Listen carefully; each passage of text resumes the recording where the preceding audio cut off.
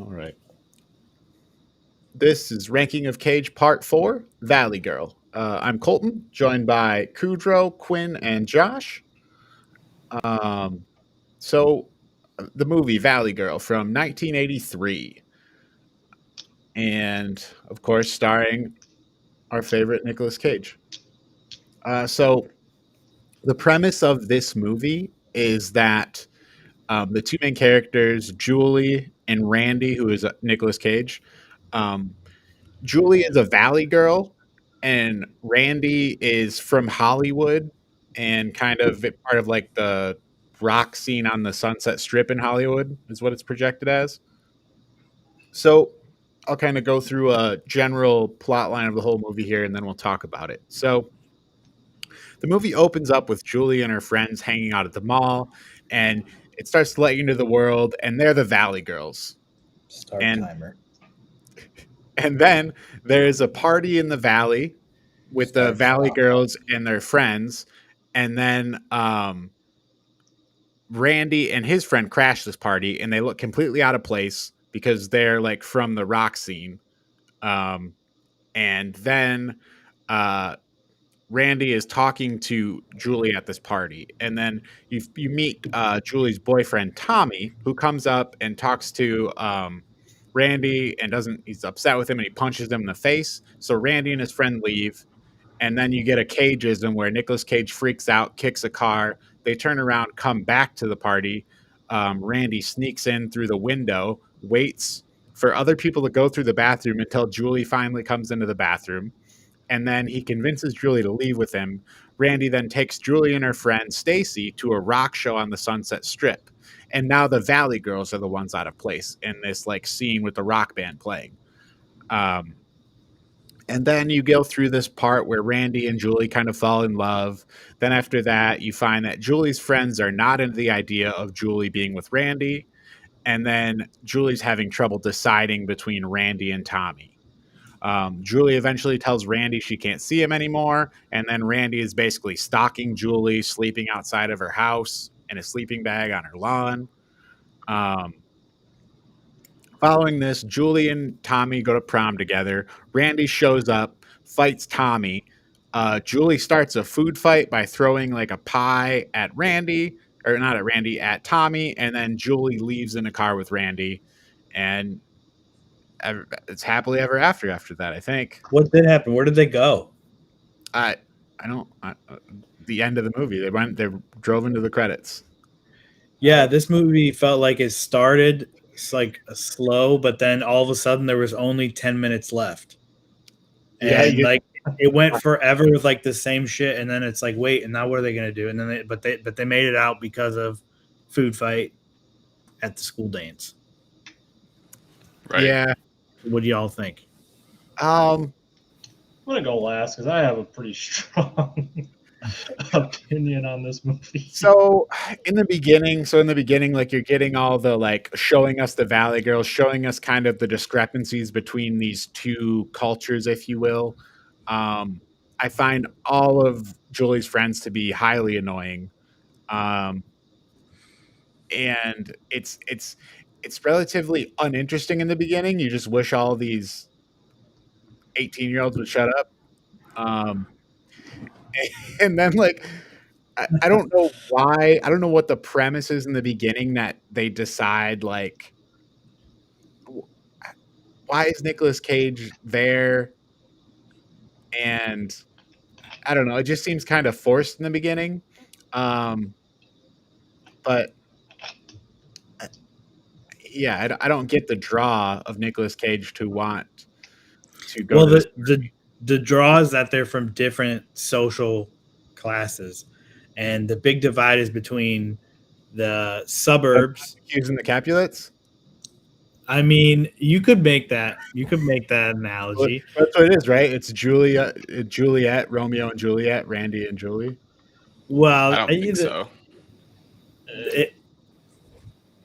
There's no family I feel like it involved. falls into like I mean, it definitely falls into the star-crossed lovers tropes a little bit, but it's not really. I'm not getting Romeo and Juliet vibes per se. I mean, there is 100% that vibe though of Romeo and Juliet. They're not Where allowed they're- to be together. There's no reason they can't be together other than like society says they can't be. Right. There is no reason they can't be together. They immediately and that's basically their only connection is that they like just look at each other on the beach. That's why that they're just like love at first sight.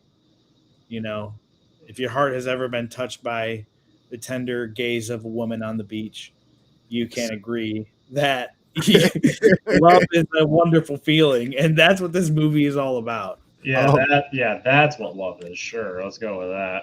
A couple. So the beginning of this movie, like for the first, I don't know, 20 to 25 minutes, I swear it's just people standing around and looking at each other and everyone just saying like, oh, this person's really cute, or saying bitchin'. And that's like the first 25 minutes of the movie. And it keeps just cutting to all these different people. And I'm like, who the hell is this person? No one And then that I you know have of. Yeah, then you have the one girl's mother trying to like hit on all the 17 and 18-year-olds. But Yeah, there's just so much happening. then Julie's parents, the scene where she's there with her friend Stacy and her dad says, Stacy, if I were 20 years younger, honey. And I was like, what? Right. yeah. I stopped and looked up at that moment. I was like, what? A little incest joke. Like, what? It just goes. No one says it's, nobody stops it there. It's just, She's like, Dad, stop. Yeah, this movie is super horny for no reason, and what it gets particularly disturbing when all the people that you see having sex and sleeping with one another are all high schoolers. It's like this is super. Well, they're supposed to be, but they're actually like they look like they're all 40, and like the mom and dad of Julie looked like they were the same generation. So, I agree with Right. that. They did all look the same age. It's like, yeah, what, I was like, is her dad like 5 years older than her? yeah, this guy's clearly not her dad. It's clearly like they're in a play or something. Right. I did look up how old Nick, because I'm like, Nicolas Cage does not look like a teenager. So I think they're all said to be like 17, 18 kind of in like the story. And it turns out Nicolas Cage in this movie was actually probably about 19. His That's not actual age, terrible. 19, 20. So he wasn't too far over the age, but I would agree. Like, I kept watching it and being like, they look like they're in their 20s and they're like acting like they're like 17, and it's weird that it's like a huge disconnect. And It was bitching. And that felt very forced. All of like the slang felt really forced yeah, to me. Tubular. It was bitchin'. probably fine with people who grew up like in the 70s and the 80s. and then the one friend who was like very specifically like a surfer, like all the surfer lingo I've ever heard came out of her mouth. I was like, you gonna go catch some waves? I don't. But Yeah. Yeah. I guess I don't know. Maybe that was typical at the time for like what they're trying to depict, but it's No, the characters not a are big- really simple. The characters are just like cardboard cutouts, and there's Right. a lot of them. It's like this movie has a lean main cast of 4 men playing against 4 main women. Yeah. It's like they're literally like plus their parents. It's like 8. It's like 8 kids. There's Nicolas Cage, good guy. Then the Dick, bad guy. I can't remember that guy's name. Tommy. That a very non-consensual sexual. Oh yeah, that was a bit weird. It was a lot of weird moments in the movie where I was just like, "Wow, is this how far we've come?" That it just looks so weird. And I go ahead, Quinn. I was gonna say it just felt like there was so many scenes that just made me feel uncomfortable.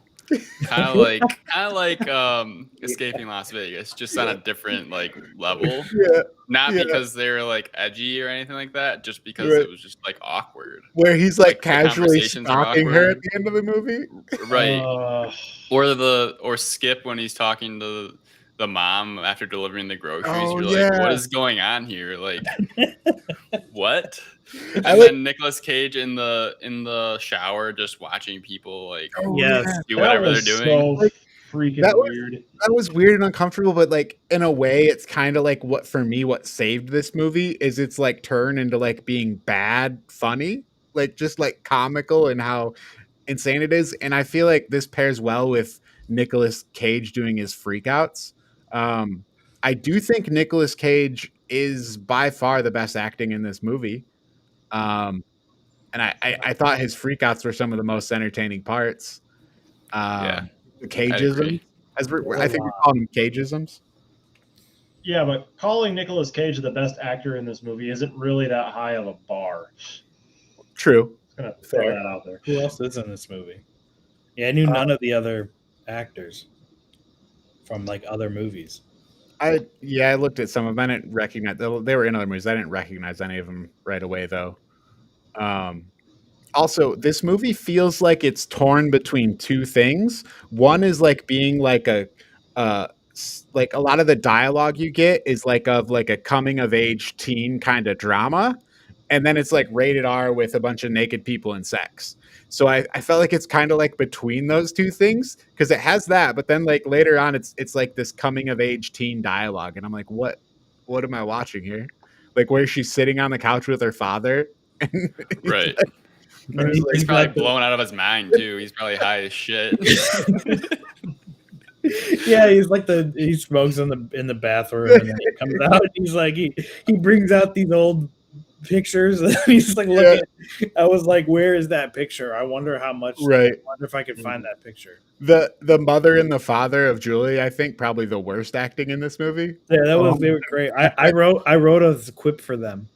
I said it's cool because Julie's parents are made up of a hippie dad who smokes pot in the bathroom, as I said, and Elizabeth Warren, which was basically her mom. Like this very enlightened woman who like doing like yoga stretches and like another uncomfortable scene. Yeah. She walks in the house, the mom's just like bending herself over, like don't know what's going on, and she holds it for like I don't even know how long. You're like, what? Just like it's normal. Yeah. What is the director thinking here? Yeah, hold that pose. All right. All right, we got it. Like what? Yeah. Also, the scene where so the guy who's delivering to the mom who's trying to hit on the kids, Skip, and then he shows up thinking he's going to find her, and then he finds the daughter, and he's having sex with the daughter, and the mom walks in on them, and then the scene's just dropped. You never see. I don't think you ever see like what happens. It just ends. I don't remember them ever coming back. Right. Nope. It happens all over the story. It happened with the Tommy and the girl that he like sexed up or whatever, or like sexually like whatever it did. Nothing happened with that. Right. Well, I mean, I would actually argue that actually got a conclusion though, because the woman was like, hey, I don't want to sleep with you, and then you just drop me, like, if we do this, I want us to be an item. We got to be going together, as they say. Yeah, like Tommy's like, nope, not doing it. So then he leaves, and then still like walks downstairs and tells his friend he slept with her. Right, but didn't he kind of threaten her, like, "Oh, yeah. I'm gonna tell whatever her name, I can't remember her name, that we did this." And it's like kind of like a blackmail situation that you as the audience are like, okay, when's this gonna come up? Like, are we gonna see some sort of like fallout from this, like friend fighting, or I don't know, nothing. Never brought up again. Something like that. He's a predator at that point. Right. What he's doing, like with how he's manipulating. He's like, oh well, she won't rat me out, because if she rats me out, then she's gonna hurt her best friend or whatever. It's like, wow, that is like incredibly fucked up. So that guy was awful, and it just had nothing came of that. But the movie does have a lot of redeeming moments for cage heads out there, as I like to call them, us people who are kind of experts in this field of Nicolas Cage. Though, because this movie, even though it's brimming with this very horrible teenage boy sexuality, it is at the same time full of all these great moments. For example, Nicolas Cage looking kind of just angry and stupid generally all the time, and having like kind of just being like a nothing man, but just like he's at one point like he's driving down the streets of LA and like talking to people as if he knows them, and it's like all the people come out and it's like all these it's like then, like the weird like screaming yelp he lets out when he's driving the car. Yeah. He's just like rebel without a cause, basically. Yeah, right? full Cage. He's just, but it's great. There's a couple other. I mean, there's a lot of great subtle moments too that aren't, because Cage moments are a spectrum where you got on one end the scene from It Could Happen to You, where he roller skates into a pond. That's pretty high energy. It's pretty funny. I'm pretty sure there's orchestral music playing as it's happening. But then you also have things like him walking out of a fast food joint, delivering a bunch of burgers to the car, and of course, cars populated by the asshole and hit people. Yeah, part of that stalking thing again, I'm pretty sure. Yeah. But then he's like talking to him, and he accidentally spits his gum out onto the guy, and it's like so many subtle moments like that in the movie that I loved. Yeah. Right. When they leave the party and he stops and he's like yelling and he kicks the car and he says, "Nobody's gonna tell me who I can score with." Yeah. I think those are my favorite scenes though, of him as the ticket collector at the theater, and then the food runner. I think those are actually my favorite scenes. Well, I think my favorite. I mean, like in the same vein as what you're saying, I feel like my favorite moment the whole movie was when he's like basically Julie goes to get in the taxi, right, and then he's in the taxi. And she just looks at him and flatly says, "Get out of the car." And he says, just like without even batting an eyelash, she goes, "But Julie, I love you." And it's just like so overplayed and stupid, and like that was the tone of the whole movie. Yeah. That and the montage in the middle of the movie, that was the entire song. Oh my God. Yeah, you guys remember that? Yes, I specifically wrote down this montage is going on for way too long. I was going down and I wrote, they got so far, and I was like, okay, they're gonna take it to the bridge and then they're gonna stop at the bridge. Nope, the bridge. No, they keep going right through the whole fucking bridge. I should have timed that thing. Oh my God, did it go on forever? They were just figuring montages out at that point. They hadn't really got it down yet. It was 83. Oh geez, it took Right. so long. Yeah. I'm glad. But that was only like a week of time though, right? Because like they came back and they're like, "Oh, Julie's been hanging out with this guy for like the past like week or two," and I'm like, that was only 1 week of time. Yeah. Like they were doing so much together all the time. I mean, basically, they were just doing the same shit over and over again. That's true. That's true. But it was like but it was just like, okay, we get that this is their montage scene where they're supposed to be falling in love, but they just keep it going. They're like over and over again, and then it's like the movie at the beginning is like that, where it feels really slow. Like there's all this shit going on that it's just like the same thing. Yeah. And then as it goes on, it's like all of a sudden you're at the end, but there's of course no resolution. But that's kind of the whole movie, I guess. Like all this stuff happens and nothing. They run away. It's really cheesy. The running away part, I'm still wrapping my head around exactly how exactly that worked. Because so it's like Randy, continuing with his stalking, goes to prom, and then after several minutes, several scenes of Julie telling Randy to buzz off, now Randy just goes to prom and crashes the prom, beats up Tommy, and then she's like, "Oh, you beat him up. I guess I'll go with you now." And then takes off in the car, and the driver that Tommy rented? Yeah. Whatever the limo driver was, no freaking sense. Whatever the lady wants. Yeah. It's a valid point, Kudra, but I think what the movie's trying to tell us is that she loved Randy. Didn't that driver, wasn't it like that in the movie where like everybody knew Nicolas Cage's character because he was just like a kind of a street kid that like knew everybody. Like he knew everybody on the Sunset Strip, right? I feel like he like whatever that car was they got in at the end, the driver was just like, "Oh, like this guy, like, oh, I know this guy, like, let's go."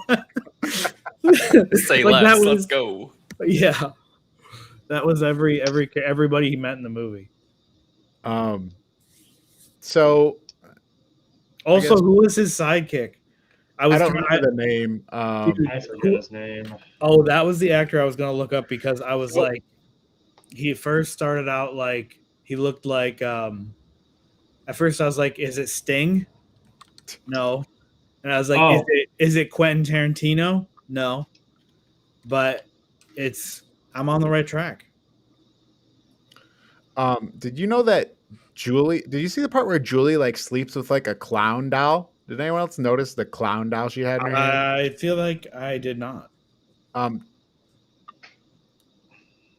it was like her like stuffed animal, security stuffed animal clown thing. Mm-hmm.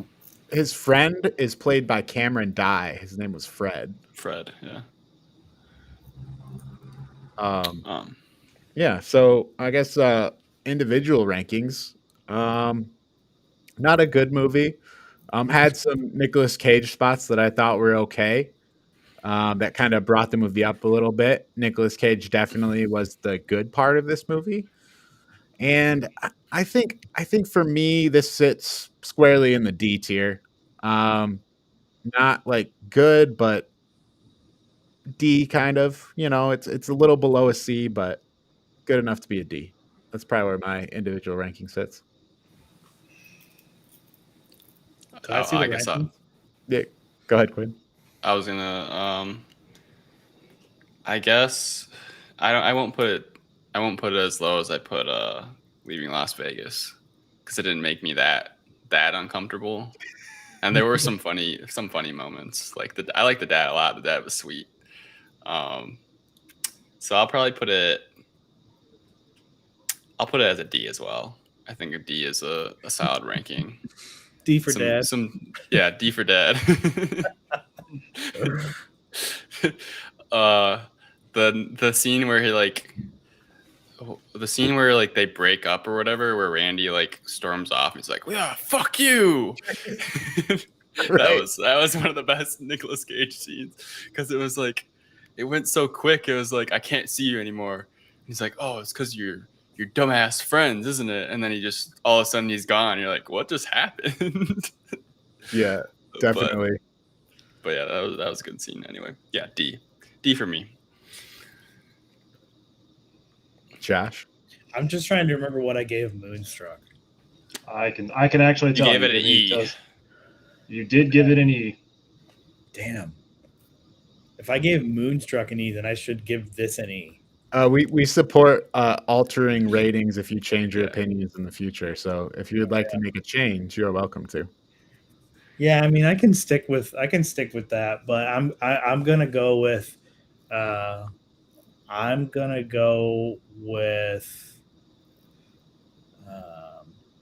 I'm gonna keep the trend going. I'm gonna go with D. D. Yeah. Kudro's about to end this trend. You can tell by has more. Just real quick, you see, Moonstruck wasn't that bad. I told you. Moonstruck is all right. I just feel like it has a more like this movie has a lot more redeeming Cage moments in it. Okay, true. That's true. Fair enough. Moonstruck he's more of a primary actor in this one, whereas in the other one that shares the leading. He kind of comes in halfway through. Yeah. Right. Anyway, Kudrow, your thoughts? I feel like Moonstruck should be higher than. I mean, like this movie sucks. I hated this movie. You just don't like the discomfort, do you? I kind of like. There is so much wrong with this movie. I mean, like, I already talked a little bit about high schoolers, casually just showing that on screen. This movie is a perfect example of tropes that just need to die. I mean, the whole stalking is love thing. Please, just do away with that. Burn it to the ground. We need never tell another story with that trope. Love at First Sight, as far as I'm concerned, is another one that could just die because it makes no sense. Infatuation at first sight, sure. Lust at first sight, absolutely. Love, absolutely not. I don't know. Kudrow's out looking in the statute of limitations on all these crimes. I totally should. I mean, I'm torn between an E and an F. I'm this might be my first. I'm thinking this might be my first F. Oh I hate my. this movie. There's no Cage movie that saves this. There's no Cage moment that saves this movie. Wow. At all. All right. So which one? Which one are you going with? Is it an E or an F for you? I mean, if I gave Moonstruck an E, I think this is worse. I gotta go F. All right. He's giving it an F. All right. So let's look at the overall here. I'll pull that up. All right. So the overall. We have Valley Girl. All right, so we're somewhere between D and F here. It sounds like we got 3 people in the D tier. We got Kudrow in the F. Kudrow, how do you feel about this being in the D tier? I feel like it is a crime against D tier movies. But I mean, like, is also in the D tier. What if this was in the D tier and we placed it after Moonstruck? I feel like I rating as an F. You have 3 Ds. I mean, I feel like it's fair that it is in the D. All right, so you're not going to argue for E at this point. We're going to put it in D tier, and do we agree it goes after Moonstruck? Or I think so, yeah. I mean, I was a fan of Moonstruck, so I didn't hate Moonstruck. I feel like this and Moonstruck are both kind of like watchable movies, but not good movies. I will never watch this movie again. All right, if Kudrow's not going to argue against it, we're going to put it in the D tier. How is Leaving Las Vegas better than Moonstruck though? What happened there? Yeah, what happened there, guys? There was a lot of hate for Moonstruck. I think there was a lot of hate for Moonstruck that dragged it down because I believe I had Moonstruck higher. Yeah, it was me and John. So yeah, Moonstruck had Colton and Quinn at C. Well, we don't need to name names, but Colton and Quinn had Moonstruck at C, and then Josh and I had it at E. Okay, well. Oh, do we think Moonstruck should go up to a C? Is that what we're saying here? No. Josh, would you like to rate your Moonstruck score? I don't know, man. I'm thinking about. No, I mean Moonstruck's fine where it is, I guess. But all right. Well, then Valley Girl gets in the D tier. D for dad, baby. Let's go. There's also dad drama it's like dad drama in every single movie. It's not fair. Mm-hmm. But yeah, it was a kind of a weird dad in that movie.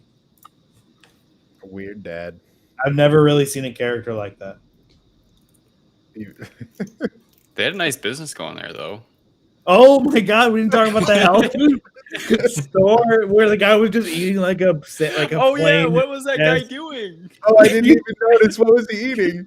No, not was he eating. He like kept switching seats, and then at the end, he's like, "Maybe I should talk to Julie." And I was like, "What?" Just like the creepy uncle or what? I think so. I think he's like a horny guy hanging around the health food store. I can't believe you gave me an F, Kudrow. F?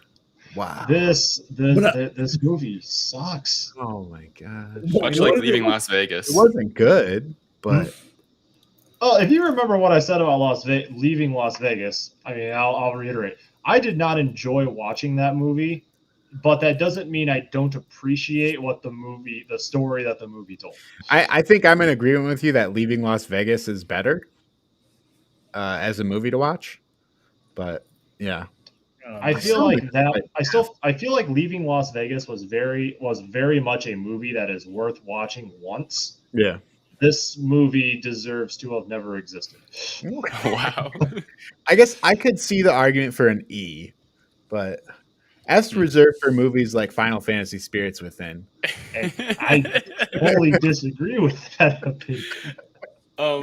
So I guess we won't be in a rush to watch the latest Valley Girl then that was made. Oh, it's a musical. I looked at that. It's a musical. I vote we never watch any musicals unless it's Mamma Mia or Mamma Mia 2. We should do I would actually be okay with Les Miserables. The latest that was a one good with Hugh Jackman. I forget the second actor, but was actually good. Anne Hathaway. Anne Hathaway, yeah. Guys, let's do a ranking of Mamma Mia's where we watch Mamma Mia 1 and 2. At that point, we might as well just do a ranking of musicals. No, right. I F tier for everything except for Mamma Mia, which is probably like an E. But you a big ABBA fan? Big Pierce Brosnan fan. Oh, okay. I've never actually watched Mamma Mia. Mamma Mia. All right. So what do we have up next for next week for ranking of Cage after we get over our Valley Girl issues? Oh, what was that? Yeah, Kudra, are we doing? We're doing a video game movie next week too, right? Oh, we already talked about Uncharted for the video game movie. Oh yeah. So reiterate, we're watching Uncharted.